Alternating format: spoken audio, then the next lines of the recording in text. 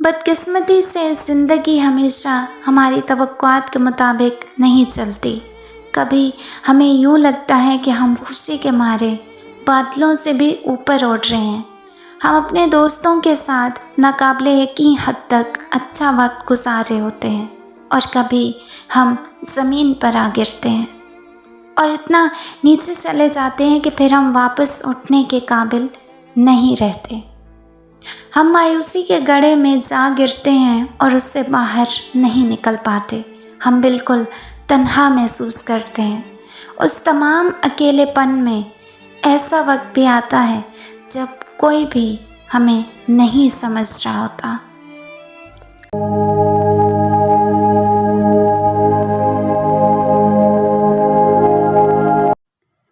بسم اللہ الرحمن الرحیم۔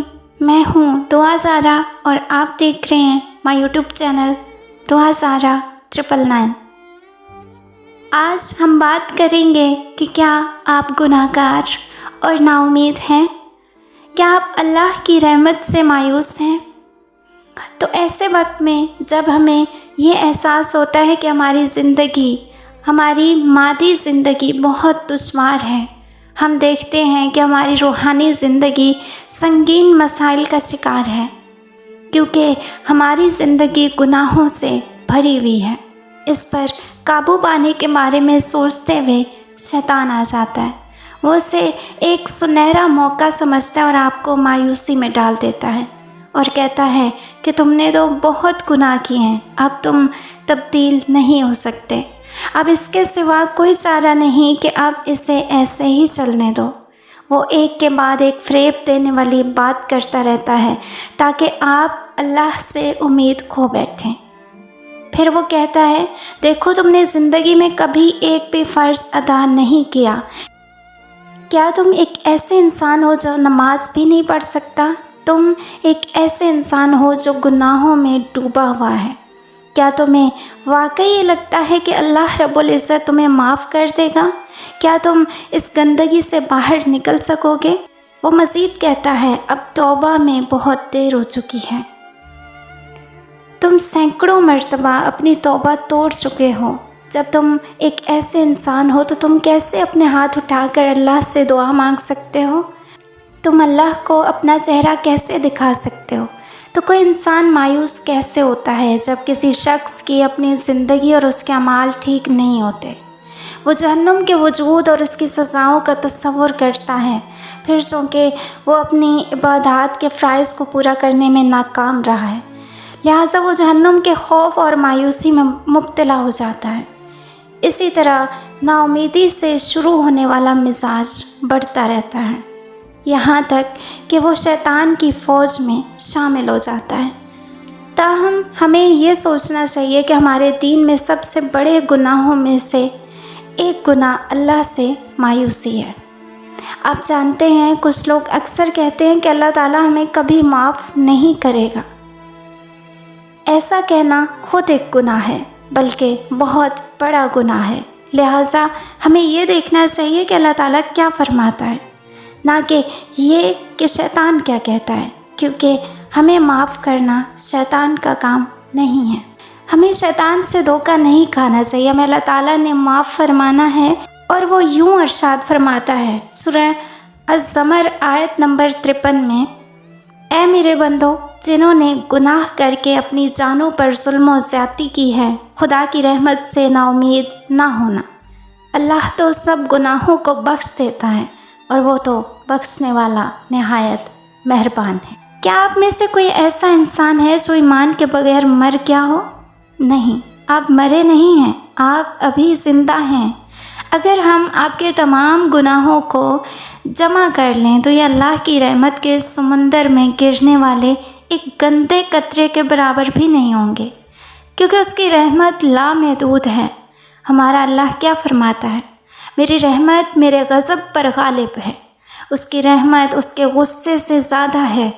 اور اللہ تعالیٰ ایک حدیث قدسی میں ارشاد فرماتے ہیں، جب میرا بندہ میری طرف ایک قدم بڑھاتا ہے تو میں اس کی طرف 10 قدم بڑھاتا ہوں، اگر میرا بندہ میری طرف چل کر آتا ہے تو میں اس کی طرف دوڑ کر آتا ہوں۔ تو میرے بھائیوں اور بہنوں، اپنے رب کی طرف چلو تاکہ وہ آپ کے لیے رحمت کے سمندر کھولتے۔ سب سے اہم بات یہ ہے کہ اس نے آپ کو اسلام جیسی نعمت عطا کی ہے۔ اپنی زندگی پر غور کریں، اس نے آپ کو نعمتوں سے نوازا ہے۔ آپ ایک ایسے انسان بھی ہو سکتے تھے جس کی زندگی صرف 10 دن ہوتی اور وہ اسپتال کے بیڈ پر موت کا انتظار کر رہا ہوتا۔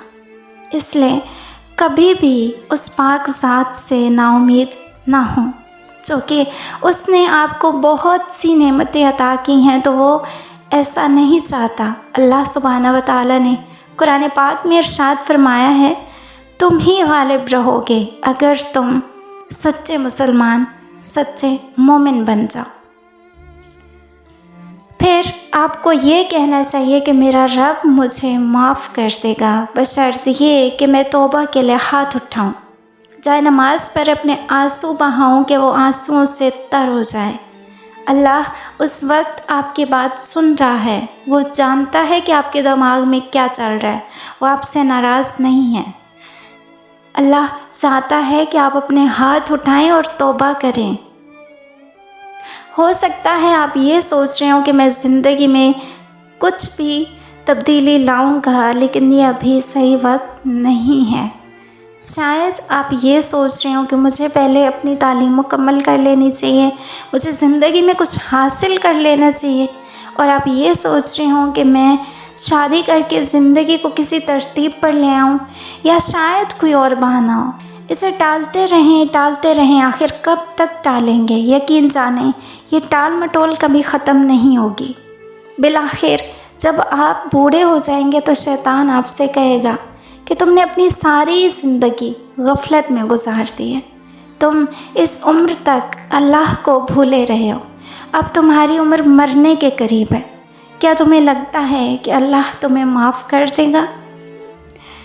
اسی طرح شیطان آپ کو دوبارہ مایوسی میں مبتلا کر دے گا۔ آج بھی قبرستان ایسے لوگوں سے بھرا ہوا ہے جو کہتے تھے کہ شادی کے بعد نماز شروع کر دیں گے۔ اٹھ کھڑے ہوں، ان تمام سالوں میں شیطان نے ہمیں دھوکے میں مبتلا کر رکھا ہے۔ مایوسی کے گڑھے سے باہر نکلیں، ابلیس سے کہہ دیں کہ اب سے میں تمہاری کوئی بات نہیں سنوں گا، اب سے میں صرف اپنے رب کی بات مانوں گا۔ کیا صرف اس وجہ سے کہ آپ سے غلطی ہو گئی تھی آپ یہ کہہ کر بیٹھ جائیں گے کہ سب ختم ہو گیا؟